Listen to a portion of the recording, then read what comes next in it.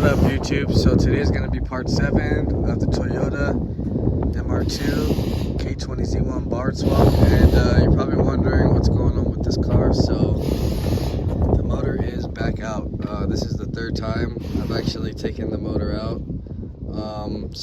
Let's go ahead and explain. So what happened is the cat actually broke inside, and it clogged up the head. So when I was just test driving and trying to get the evap to pass so we can get this thing barred, that happened. So we put a new head on here and got the new cat, everything fresh, ready to go. And then the bottom end wanted to actually go out itself, which I think was already going out because it was showing signs of wear. I'll show you the rod bearings real quick. And pretty much this is what they look like. I'll come in and shade so I see you in the sun. So the actual code was actually coming up. It was actually throwing a knock sensor code, so it's a good thing I was able to stop it just in time to put some new bearings in here and get the motor back going so we can finish up this project.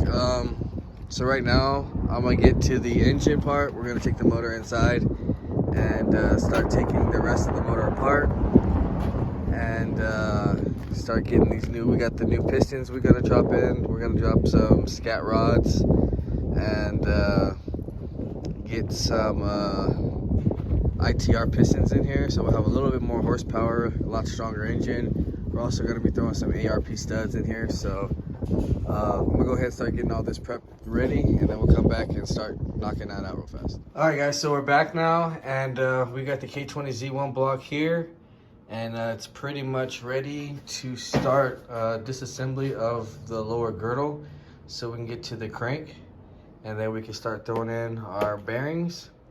So we are going to be doing a little bit of upgrade on this k20 Z1 since we're already here, and we already got the head redone. So that's pretty much going to be a brand new motor. I think I put like maybe 50 miles on the new head before the knock code started coming on. So yeah, it is what it is, but at least we're getting it done and we didn't destroy anything. Crank still spins perfectly fine and everything still looks decent. So we're gonna go ahead and start replacing the bearings, but we're gonna take this apart, take all these main bolts and then all these 12s all the way around. We also got a new head gasket we're gonna be installing. We got our Type R pistons instead, so a slight upgrade. Nothing crazy, but it still helps a lot. And all motor, I guess, if later he wants to do a build head. But anyways, ARP studs, which I mean, after a while, you don't want to reuse your head studs more than twice. So since we did have to redo the head, that was the second time we retorqued them. So we decided, since we're here already, just do that. And we got our scat rods, which is going to help the engine obviously be stronger. And like I said, later, if this motor does get built with a head, it'll at least be able to take it and be a nice, good engine. But even for a daily in the mr2 with high revving, it should be a perfect revving engine to 9,000 with no problems. So or at least 86 to 88. Other than that, yeah, so I'm start taking this apart, and then we'll go step by step showing what we're going to do to get this motor finished up so we can get it back installed. We got to clean it up a little bit too, but we'll mess with that later. And then we're going to get these bearings in first, and then we'll come back and see what we're going to do next. All right, so we're back now. We have the crank out, and now we can inspect the bearings. So the bearings on here aren't too bad, mainly probably because it's not on the actual bottom. The bottom is where all the pressure goes, so this one's pretty scarred up. Yeah, they're pretty scarred up pretty bad, as you can see. So this motor was due for a rebuild for sure. I'm not sure if I had the original mileage, but kind of starting to doubt it, especially with this one being like this as well. So that got eaten up really good, and then this is like the bearing from the rod. So yeah, they went hard on this motor for sure, whoever had it before. It was sitting for a while, so maybe they kind of knew what they did to it or who knows. But anyways, now that we're here, we got our tool right here to start honing out the cylinders. After we get that cleaned up, and then we'll come back, start replacing the bearings, put the crank back in, and then we'll get this thing cleaned up a little bit more so we can seal it. And then we'll start getting to our pistons and our rods and our piston rings and get those installed and go from there. So I'm gonna go ahead and start honing out these pistons, or honing out this block, and then we'll come back. All right, so we got everything honed out, got our cylinders all cleaned up. So those are all ready for the pistons. Right now, we're gonna get to our bearings first. So we'll open the bearings, flip this over, get our crank back in here, and then we'll get that cleaned up with the girdle, get our bearings all on here, put the ultra flange on here, so the crank will be back pretty much ready to go with the bearings. And then we'll get to our scat rods and our new type R pistons and start getting those all ready to go so we can get those slapped in here as well. So we get this crank on here and we'll come back and then see what we're gonna do next. All right, so we got our bearings installed, our main ones, and pretty much got everything bonded down with the ultra flange torqued down. So that's all good. I need to start cleaning this up. I'm waiting for my battery to charge up though, so I can finish that. But next, it's time to get to these rods and these pistons. So as you can see, we are running scats, and then this is our pistons. Let me get those open right now and kind of get everything in order real fast. Then we'll come back, start showing you guys how to install the rods, because there's a certain way, and pretty much how the piston rings are supposed to go as well. So we're gonna get those all ready, and then we'll come back and show you guys what we have to do, and then we'll get those installed. All right, so we're back now, and we pretty much got everything unwrapped. So these are the PRC Type R pistons. Slightly bigger dome, I would say, compared to the PRBs. Let's see if we can get a comparison. These are kind of dirty, but I mean, there's a little bit noticeable. So other than that, well, this is the stock ones, so let's compare the stock. So as you can see, the H-beam scat rod is way more thicker, so way more stronger. I think they're lighter too, or maybe not, maybe the same, or not heavier, probably heavier. So I got my bearings all the way installed already, and pretty much got that all set up with the ARP studs. These are the rings. So we got our first ring, and all the rings only go in one way. So I mean, the thickness of the first ring won't go into the second ring gap.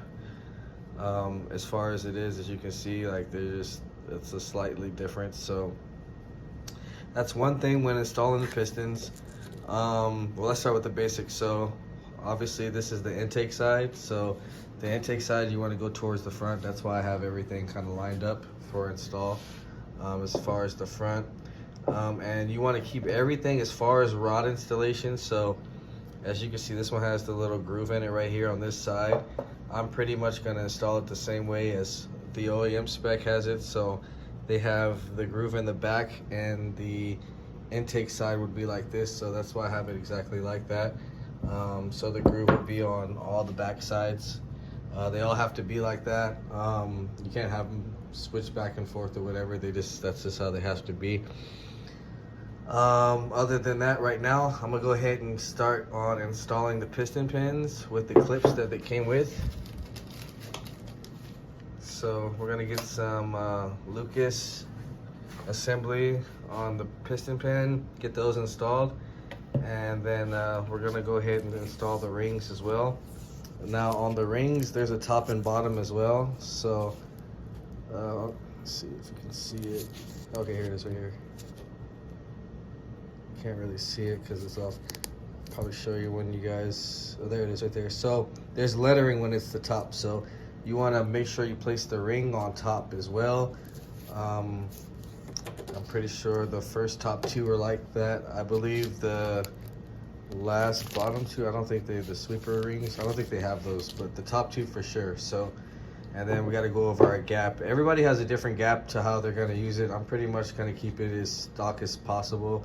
If we were like boosting, you probably go for a bigger gap when you ring your rings and you do your measurements. So that's all up to you. I would do my research on how you want to ring your gap on your rings because everybody does them differently. So right now I'm gonna get these rods on these pistons and these piston rings on these pistons, and then we'll go for the install. All right, so we got our outer pistons in with our rings. Everything's pretty much ready to go. It goes pretty smooth up and down.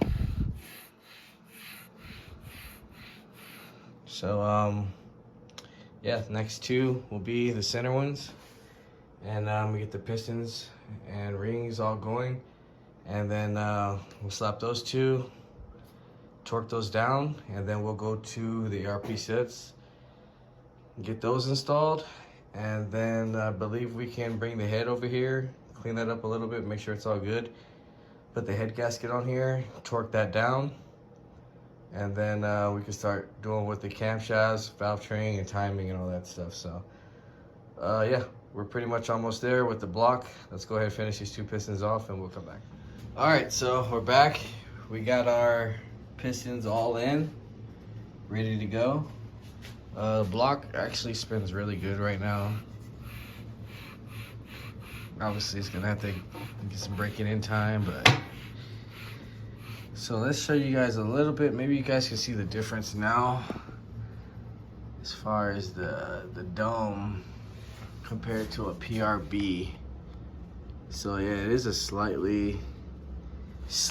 very, very slight compared to PRB, but it is a 0.5 difference. So other than the Z1 having the Type R cam, they just don't have the Type R pistons and a slightly port and polish on the head. So if you port and polish, pretty much you're at a Type R. If you do like a full port and polish, you're definitely like Type R power for sure. So that's why the Z1 is a good engine. Other than that though, a Z1, a A2 are the same exact motor besides the Type R cam and like the final drive on the transmission and everything, maybe tune as well. But as far as like the bottom ends from all the high revving, Z1, Z3, and A2s, they're all 11.0 to 1. Type R is 11.5 to 1. FDR is 11.7 to 1. So our RC pistons are slightly higher. Yeah, so right now I'm gonna go ahead and start slapping up these head studs. Get these ready so we can slap on the head gasket and the head. I gotta clean this up a little bit more. But yeah, we'll get those ready, get the head slapped on, and then we'll come back, start doing the tower caps and the cams. And then after that's all torqued down, then we can move to the timing. After timing, side cover and oil pan and the top cover, and this motor should be pretty much finished. I am gonna put a new alternator and starter because this starter could probably have like 200,000 miles on it, and I do not feel like taking apart this car again just to do something simple like this while we're out, because it's super tight in the MR2. Pretty much all this right here is impossible to reach. Like you're better off replacing it now. We've already replaced the water pump and thermostat, so I'm gonna do the alternator, I'm gonna do the starter, just so I know everything is perfect, and I don't want to take this car apart again ever. I want to be done with this. So let's get through these studs, we'll come back and see what we gotta do after that. All right, so we're back. We got our head studs on here, and we got our brand new Honda head gasket on here. I always prefer to use a Honda head gasket. They're the best to me, even when you're using it on a boosted application as well. So original is always the best for, I guess, for when building a K series to me. We're at top dead center right now. We're gonna get ready to go pick up the head and get that back on here, and then we'll torque the head down, and then we can start doing the oil pump, so we can get the oil pump gear on there and everything. Put the baffle back on, and we can get to doing the timing, and then hopefully maybe start sealing this thing up and finish up this video. So I'm gonna start getting to it. We'll get the head, we'll come back, torque it down, and we'll start getting the valve train on as well, cams, etc. So we'll knock that out and then come back. All right, so we're back now. We got the head, the cams, head studs all installed, and we have our oil pump installed now. So right now I'm gonna get to cleaning all this side surfaces for so we can get some Honda Bond on there, and then we're gonna go ahead and start getting the timing chain installed, so we can start adjusting our valves and everything to have that perfect. And then once the valves adjusted, we can put the side cover on, we can put our oil pan on, and then put our valve cover back on, and we're pretty much set for this video. So I do still need to kind of clean this motor up, but I just really wanted to get it kind of together for today. So when we start getting it installed, we'll clean it all up, put the tranny back on here, and install it back into the car. So let me get to this timing real quick. For people who haven't done K-Series timing, it's very, very simple. So you pretty much want to match your arrow right here and your dot right there, and then these two have to match. And there is a little ring right here, as you can see, that little dash right there. So you got that, and then here's the chain. So there's just 3 little links on the chain, pretty simple actually.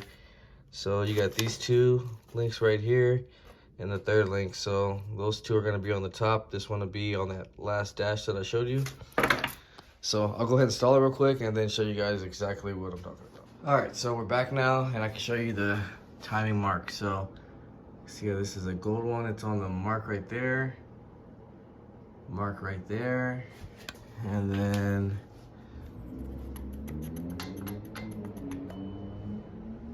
right there, if you can see the marked line right there.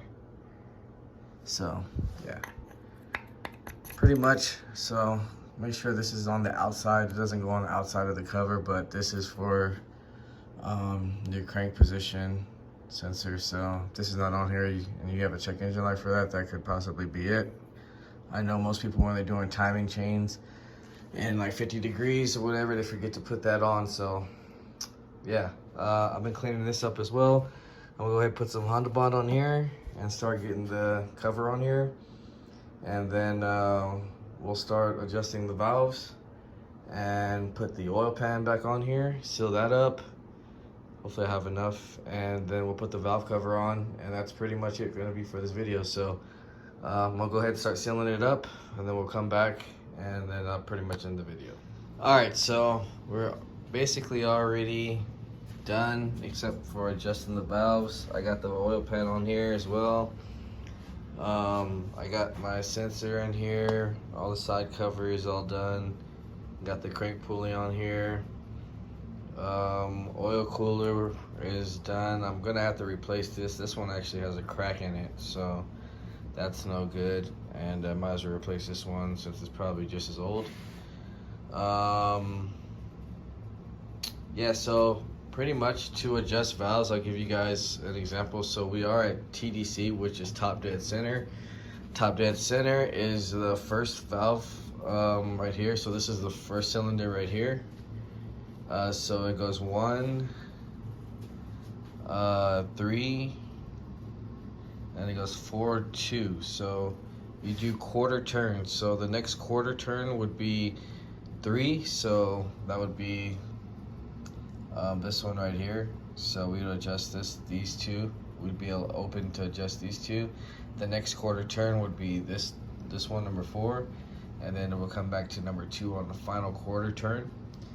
So I like to do 6 to 8 on the intake side and 8 to 10 on the exhaust side. That's pretty much what the manual says on. That's what I usually do. So I'm gonna go ahead and adjust these valves, and then we'll get the valve cover on, and then we'll go ahead and end this video. All right, guys, so we got our valves adjusted, valve cover is back on and all tightened down. Motor's pretty much done. So we got our bearings in, piston rings all freshened up, honed out. Valves adjusted, head was fresh already, so we already have redone that, so that's good. ARP's torqued down. Yeah, we just got to order these hoses now, and then we can drop this off the stand, attach the transmission. All that'll pretty much be on the next video. We got to attach the AC pump, alternator. We're gonna get a new alternator and starter because I don't trust these. I'm not trying to, like I said, take apart the car again just for those two little things. So we'll be getting those ordered as well. Other than that, stay tuned for the next video, guys. If you haven't, like, share, subscribe, comment, and let me know what you guys think, and I'll see you guys in the next video.